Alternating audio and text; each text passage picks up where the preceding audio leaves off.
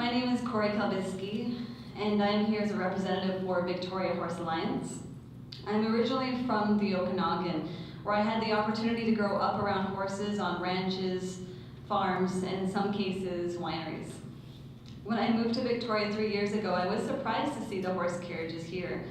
I was surprised to see the companies operating, so far from the fields and the farms that I'd witnessed draft horses living and thriving in the past.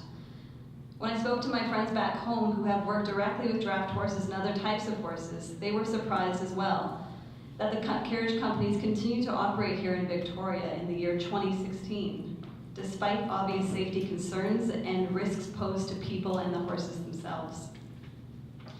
Currently, I work in the Cruelty Investigations Department of the BCSPCA. It is my job to create animal cruelty reports for the province of BC and dispatch animal protection officers to high-risk situations throughout the province. Although I'm not here as a representative of the BCSPCA, it does not take someone who is trained to identify animals in distress to recognize that horses do not belong in the streets of our city.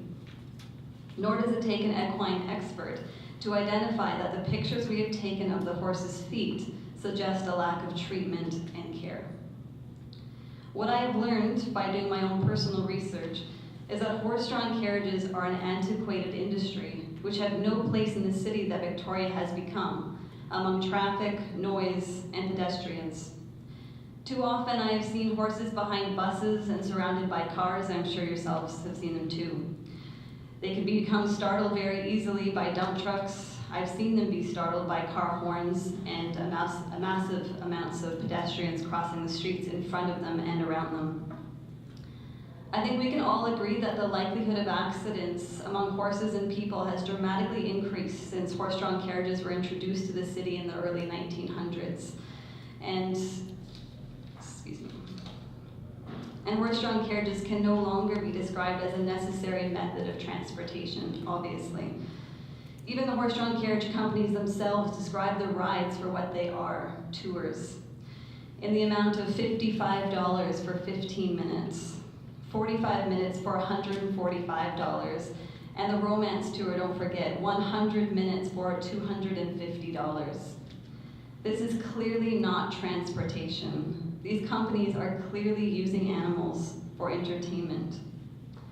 This is animal exploitation, and in my opinion, an industry which uses animals in this way should not be supported by the City of Victoria or the City Council members. During the holiday season, a few of you know that the downtown is to drag people through some of downtown Victoria's busiest streets. They pay anywhere from $8,000 to $10,000 for this to occur, and we know this because the horse carriage drivers told us from the carriage as they were driving. In fact, they do a lot of talking to us even though we do rarely talk to them. I had the opportunity to follow the horse trolleys in silent protest with signs that read "ban horse-drawn carriages" and alike. We walked at a safe distance on the sidewalk and we witnessed numerous amounts of close calls with cars who were speeding to get around the trolleys or were desperate to get out of the way as the trolleys pulled into the lane of traffic. Cars were driving approximately 40 kilometers an hour or more. We were also, as we walked, we were overwhelmed at the amount of community support that we received. People were giving us the thumbs up. People were stopping us on the street saying things like, "Thank you for being here," and "It's about time somebody does something about this." And I've been concerned about these horses for a while. Businesses came out to shake our hands and provide us with warm drinks. And on 2 occasions, pedestrians actually felt compelled enough about the issue to join us, and we brought extra signs eventually because this started happening regularly. Council is continuing to support horse carriages, is supporting vulnerable animals working in an unpredictable and unreasonably dangerous conditions. And for what? So that 2 companies can continue to profit? I hope not. So we can attract more tourists here? I don't think so.